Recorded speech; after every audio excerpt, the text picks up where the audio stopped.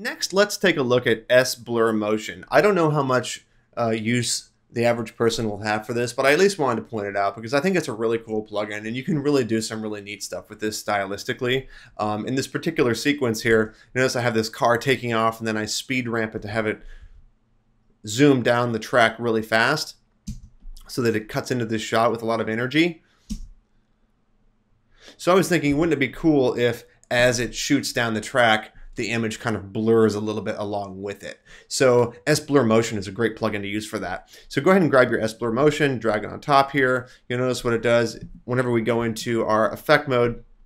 You're actually given a from transform and a to transform on-screen parameter here that we can manipulate over here in the effect editor. But let's start with the on-screen controls because it's easier to see exactly how the image changes. So I'm just going to bump this up like this.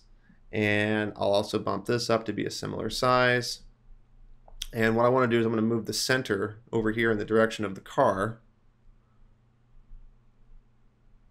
so that it's pretty much right on the car. All right, and then let's have it sort of grow into this streaked look. And let's start by creating our final look right down the track. And now I'm going to go into my effect editor and I'll just set a keyframe at the very end because that's what I want it to look like at the end. And then keyframe at the beginning.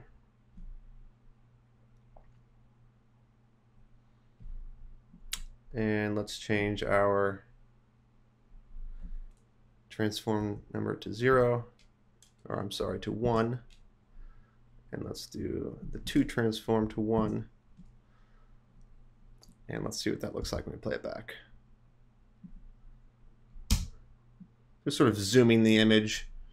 And when it really gets fun is when you start combining this with other effects like a flash or something like that. You can create some really awesome looks. But you might not want to stop there. You know, you can really have fun with this one.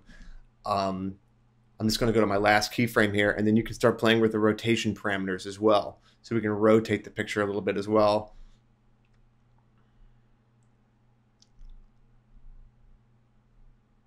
Move that focus. This is really exaggerated and stylized, but you can see what's happening. It's playing back pretty well in real time. Let's do a quick render.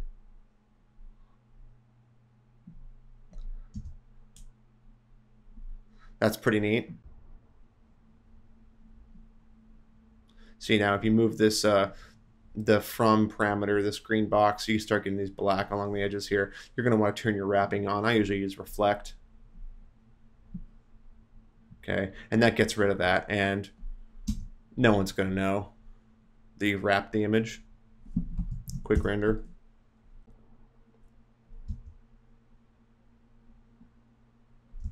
Looks really cool.